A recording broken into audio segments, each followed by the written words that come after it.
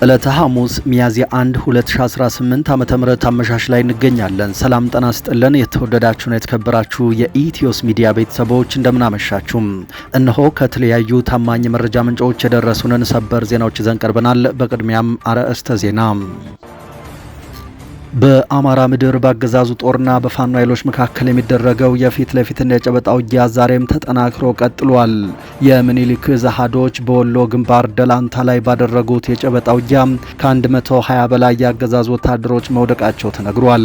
ከትናንት መጋቢት 30 2018 ዓ.ም ጀምሮ የምኒልክ 106ኛ ኮርና 101ኛ ኮር በጥምረት ከጧቱ 4 ሰዓት ጀምሮ እስከ ቀን 11 ሰዓት በከፈቱት የማጥቃት ኦፕሬሽን በደላንታ ወረዳ ፀሐይ መውጫ ተራራ ላይ ሰፍሮ የነበረውን ያገዛዙን ኃይል ብትንትኑን አውጥተነዋል ብለዋል። በሌላ በኩል አርበኛ ምሬ ወዳጆ ልጁ ተማርኳል በሚል ሲወራ ስለነበረው ጉዳይ ይፋ አድርጓል። የአፋብን ምክትል ወታደራዊ አዛዥ የሆነው አርበኛ ምሬ ወዳጆ ልጁ ተማርኳል በሚል የሚወራው ወሬ ሐሰተኛ መሆኑን ይፋ አድርጓል። በዝርዝር መረጃችን ሁሉንም ይዘናል፣ የምትሰሙት ይሆናል። አምባሳደር ሬድዋን ሁሴን በከፍተኛ የጤና መታወክ ሆስፒታል መግባታቸው ተሰማም። ያገዛዙ ብሔራዊ መረጃና ደህንነት አገልግሎት ዋና ዳይሬክተር የሆኑት አምባሳደር ሬድዋን ሁሴን ባጋጠማቸው ከፍተኛ የጤና መታወክ ምክንያት ሆስፒታል መግባታቸው ተነግሯል። ሕክምናውንም በውጭ ሀገር ሆነው እያካሄዱ መሆኑ ተነግሯል። በዝርዝር ይዘነዋል። በአዲስ አበባ ከተማ የሶማሌ ክልል ከፍተኛ የጦር መኮንኖች በቁጥጥር ስር መዋላቸው ተነገረ።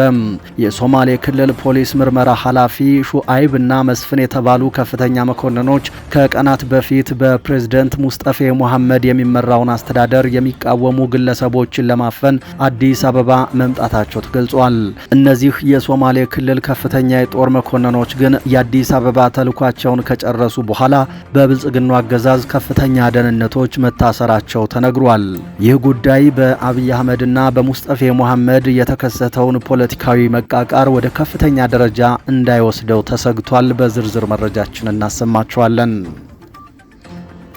በአሶሳ ወታደራዊ ካምፕ ለሱዳኑ ፈጥኖ ደራሽ ኃይል ድጋፍ እየተደረገ መሆኑን የሚያሳይ አዲስ ሪፖርት ወጣም።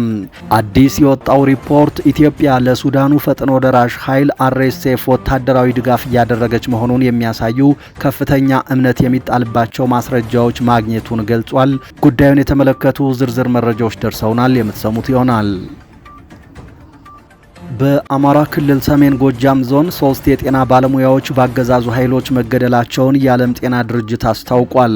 የዓለም ጤና ድርጅት በዋና ዳይሬክተሩ ዶክተር ቴዎድሮስ አድሃኖም በኩል ይፋ ባደረገው በዚህ መረጃ በሰሜን ጎጃም ዞን መጋቢት 24 2018 3 የጤና ባለሙያዎች በጥይት ተደብድበው ተገድለዋል። የተባበሩት መንግስታት ድርጅት አስቸኳይ ማጣራት እንዲደረግም ጠይቋል። በዝርዝር መረጃችን እናሰማችኋለን።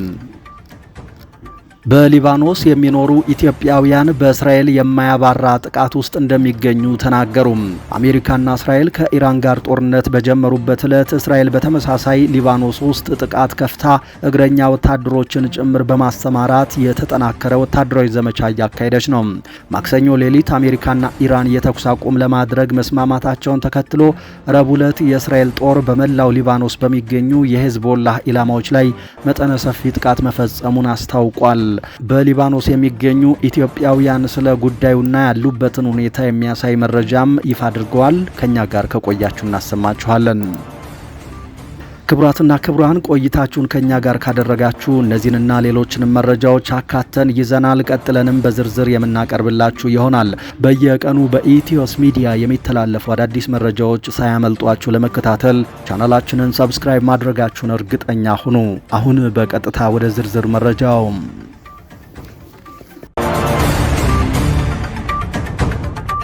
በአማራ ምድር ባገዛዙ ጦርና በፋኖ ኃይሎች መካከል የሚደረገው የፊት ለፊትና የጨበጣ ውጊያ ዛሬም ተጠናክሮ ቀጥሏል። የምኒልክ አሃዶች በወሎ ግንባር ደላንታ ባደረጉት ተጋድሎ 120 ያገዛዙ ወታደሮች መውደቃቸው ተነግሯል። ከመጋቢት 30 2018 ዓ.ም ጀምሮ የምኒልክ 106ኛ ኮርና 101ኛ ኮር በጥምረት ከጧቱ 4 ሰዓት እስከ ቀን 11 ሰዓት በደላንታ ወረዳ ፀሐይ መውጫ ተራራዎች ላይ ባደረጉት የጨበጣ ውጊያ ከ100 በላይ ያገዛዙ ወታደሮች እርምጃ ተወስዶባቸዋል። በዚህ አውደ ውጊያ ከ120 በላይ ያገዛዙ ጦር ሲመታ ከ70 በላይ ቀላልና ከባድ ቁስለኛ ተደርገዋል። አገዛዙ ከባድ ቁስለኞቹን በመኪና እየጫነ ወደ ደላንታ ወረዳ ሆስፒታል ያስገባ ሲሆን በመከላከያ ካምፕ ውስጥ በርካታ ቁስለኞች የሲቃ ድምጽ እያሰሙ እንደሚገኙ ታውቋል። በሌላ በኩል አርበኛ ምሬ ወዳጆ ልጁ ተማረከ ስለመባሉ ይፋዊ መረጃ ሰጥቷል። የአፋብን ምክትል ወታደራዊ አዛዥ ልጅ ተማረከ የሚለው ወሬ ሐሰተኛ መሆኑም ተነግሯል። የአማራ ፋኖ ብሔራዊ ንቅናቄ አፋብን ምክትል ወታደራዊ አዛዥ የዋርካው ምሬ ወዳጆ ልጅ በአገዛዙ ጦር እጅ ወድቋል ተብሎ በአገዛዙ የሚናፈሰው መረጃ ሐሰተኛ መሆኑን ዋርካው ምሬ ወዳጆ አረጋግጧል። በአገዛዙ የፕሮፓጋንዳ ክንፎች አማካኝነት የምሬ ወዳጆ ልጅ ተማረከ በሚል ሲሰራጭ የሰነበተው ወሬ የፋኖን የትግል ሞራል ለመስበር የታለመ የስነ ልቦና ጥቃት መሆኑን የገለጹት አዛዡ መረጃው ፍጹም ከእውነት የራቀና መሬት ላይ የሌለ ድራማ መሆኑን አረጋግጠዋል።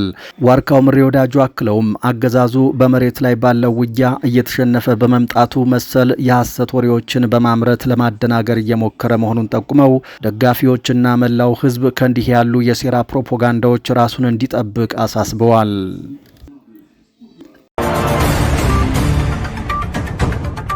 በሙስጠፌ ሙሐመድ የታዘዙና የተላኩ ከፍተኛ የሶማሌ ክልል የጦር መኮንኖች በአዲስ አበባ በቁጥጥር ስር መዋላቸው ተነገረም። የሶማሌ ክልል ፖሊስ ምርመራ ኃላፊ ሹአይብና መስፍን የተባሉ ከፍተኛ መኮንኖች ከቀናት በፊት በፕሬዝደንት ሙስጠፌ ሙሐመድ የሚመራውን አስተዳደር የሚቃወሙ ግለሰቦችን ለመጥለፍ አዲስ አበባ መግባታቸው ተገልጿል። ግለሰቦቹ ከሶማሌ ፖሊስ ልዩ ልዩ ምርመራ ክፍልና ከፍተኛ የመኮንንነት ማዕረግ ያላቸው መሆናቸው የተነገረ ሲሆን እነዚህ መኮንኖች ወደ አዲስ አበባ ያቀኑበት ምክንያትም ከተወሰኑ አስተዳደራዊ ጉዳዮች ጋር በተያያዘ ግለሰቦችን በቁጥጥር ስር ለመዋል እንደሆነ ዘገባዎች ያመላክታሉ። ይሁን እንጂ ሲያከናውኑት የነበረው ተግባር ከተጠናቀቀ በኋላ የብልጽግና የደህንነትና የጸጥታ አካላት ትናንት ምሽት በቁጥጥር ስር አውሏቸዋል። በዋና ከተማዋ በሚኖሩ ዜጎች ላይ እንዲህ ያለ አስፈሪ ድርጊት ለመፈጸም የተንቀሳቀሱበት ምክንያትና አጠቃላይ ሁኔታ አሁንም ድረስ በአብይ የደህንነት ኃይሎች በጥልቀት እየተመረመረ ይገኛል ተብሏል። ይህ ጉዳይ አብይ አህመድና ሙስጠፌ ሙሐመድ ከባድ የተባለ የፖለቲካ መቃቃር ውስጥ በገቡበት በዚህ ሰዓት መከሰቱ ጉዳዩን ወደ ከፋ ደረጃ እንዳይወስደው ተሰግቷል።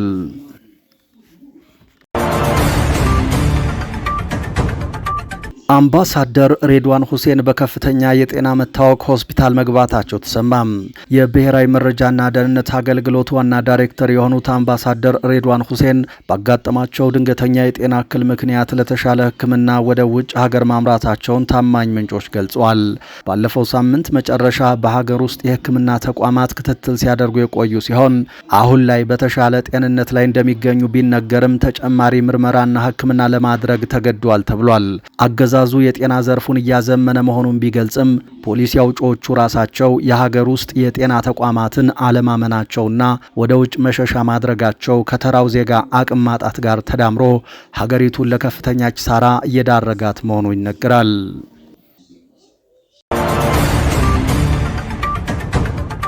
በአሶሳ ወታደራዊ ካምፕ ለሱዳኑ ፈጥኖ ደራሽ ኃይል ድጋፍ እየተደረገ መሆኑን የሚያሳይ አዲስ ሪፖርት ወጣም። አዲሱ ሪፖርት ኢትዮጵያ ለሱዳኑ ፈጥኖ ደራሽ ኃይል አርኤስኤፍ ወታደራዊ ድጋፍ እያደረገች መሆኑን የሚያሳዩ ከፍተኛ እምነት የሚጣልባቸው ማስረጃዎችን ማግኘቱን ይፋ አድርጓል። ይህም ቀጠናዊ ደህንነትን አደጋ ላይ ሊጥል ይችላል የሚል ስጋት ይፈጥራል ሲል ገልጿል። በየካቲት 2018 ዓ.ም ኢትዮጵያ ለሱዳኑ ፈጥኖ ደራሽ ኃይል ታጣቂዎች የስልጠና ካምፕ ብታለች ሲል ሮይተርስ የምርመራ ዘገባ ማውጣቱ ይታወሳል። ዘገባውን ተከትሎም የአሜሪካ ሴኔት የውጭ ግንኙነት ኮሚቴ ሰብሳቢ ሴናተር ሪሽ ድርጊቱ የሚያስከትለው መዘዝ እንደሚኖር አስጠንቅቀው ነበር።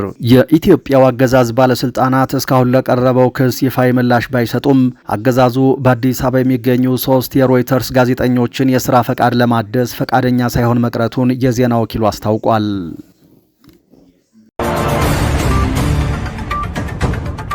በአማራ ክልል ሰሜን ጎጃም ዞን 3 የጤና ባለሙያዎች በአገዛዙ ኃይሎች መገደላቸውን የዓለም ጤና ድርጅት አስታወቀ። የድርጅቱ ዋና ዳይሬክተር ዶክተር ቴዎድሮስ አድሃኖም ይፋ ባደረጉት መረጃ በዞኑ መጋቢት 24 2018 3 የጤና ባለሙያዎች በጥይት ተገድለዋል።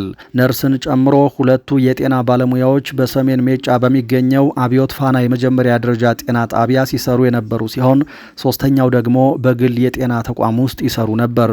በተጨማሪም የዓለም ጤና ድርጅት በተፈጸመው ግድያ ገለልተኛ አካል ምርመራ እንዲያደርግ ጠይቋል።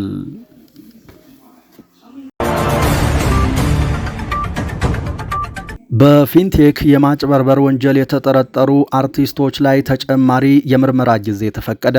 ከፊንቴክ ኢንቨስትመንት ጋር በተያያዘ በከፍተኛ የማጭበርበር ወንጀል ተጠርጥረው በቁጥጥር ስር የዋሉ አርቲስቶችና ቲክቶከሮች ዛሬ በፌዴራል መጀመሪያ ደረጃ ፍርድ ቤት አራዳ ምድብ ችሎት ቀርበዋል። ፍርድ ቤቱም ያገዛዙ ፖሊስ ምርመራውን አጠናክሮ እንዲቀጥል የ8 ቀናት ተጨማሪ ጊዜ ፈቅዷል። መርማሪ ፖሊስ ባለፉት 12 ቀናት ውስጥ ያከናወናቸውን ተግባራት ለችሎቱ ያቀረበ ሲሆን የሚከተሉትን ዋና ዋና ነጥቦች አንስቷል። እስካሁን የ150 ምስክሮችን ቃል የተቀበለ ሲሆን ገና ያልተሰሙ ሌሎች ምስክሮች መኖራቸውን ገልጿል። 12 የመንግስትና የግል ሚዲያዎች እንዲሁም በሀገሪቱ የሚገኙ ሁሉም ባንኮች በጉዳዩ ዙሪያ ያላቸውን መረጃ በጽሁፍ እንዲያቀርቡ መጠየቁን አብራርቷል። እያንዳንዱ ተጠርጣሪ በወንጀል ድርጊቱ ውስጥ የነበረው ሚናና ያገኘው የጥቅም ትስስር ላይ ዝርዝር ማብራሪያ ቀርቧል። ያገዛዙ ፖሊስ በቀሪ የምርመራ ስራዎች ምክንያት ተጨማሪ 14 ቀናት እንዲሰጠው የጠየቀ ቢሆንም ፍርድ ቤቱ ግን 8 ቀናትን ፈቅዷል።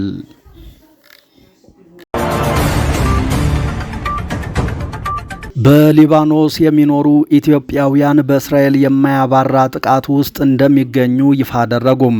አሜሪካና እስራኤል ከኢራን ጋር ጦርነት በጀመሩበት ዕለት እስራኤል በተመሳሳይ ሊባኖስ ውስጥ ጥቃት ከፍታ እግረኛ ወታደሮቿን ጭምር በማሰማራት የተጠናከረ ወታደራዊ ዘመቻ እያካሄደች ነው።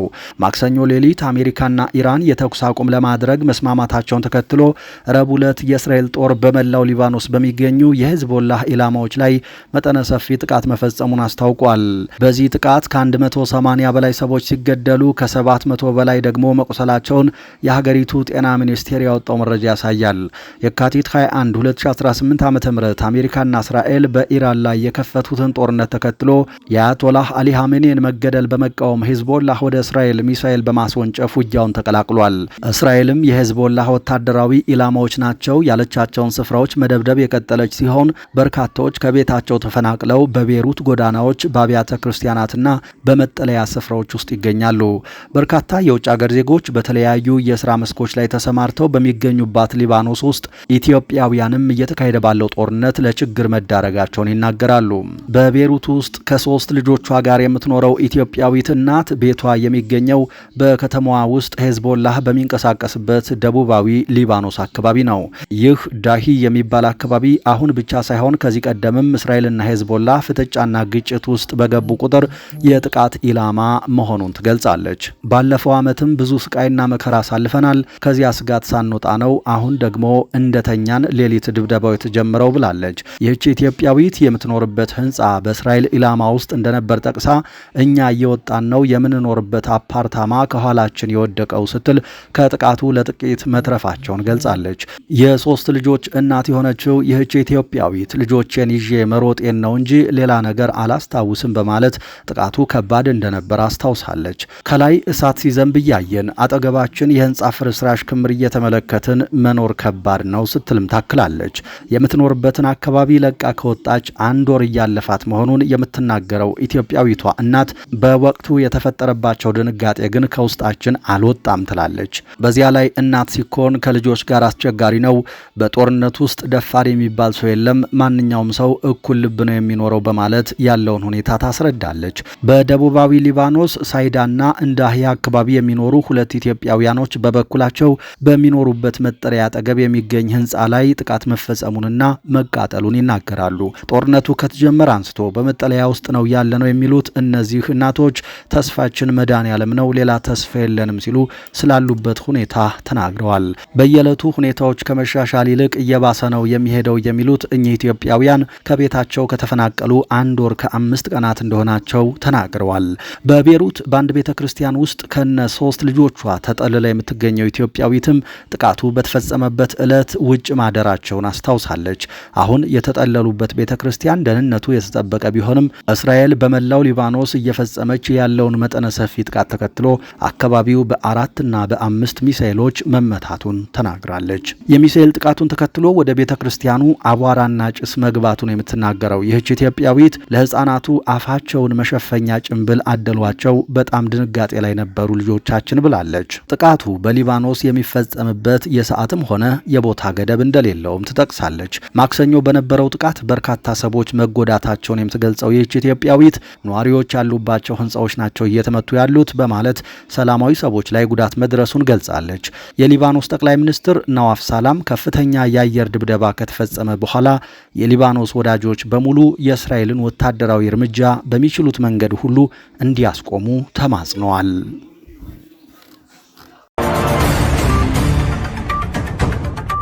የኢራን ፕሬዝደንት እጆቻችን አሁንም ቃታው ላይ ናቸው ሲሉ አስጠነቀቁ።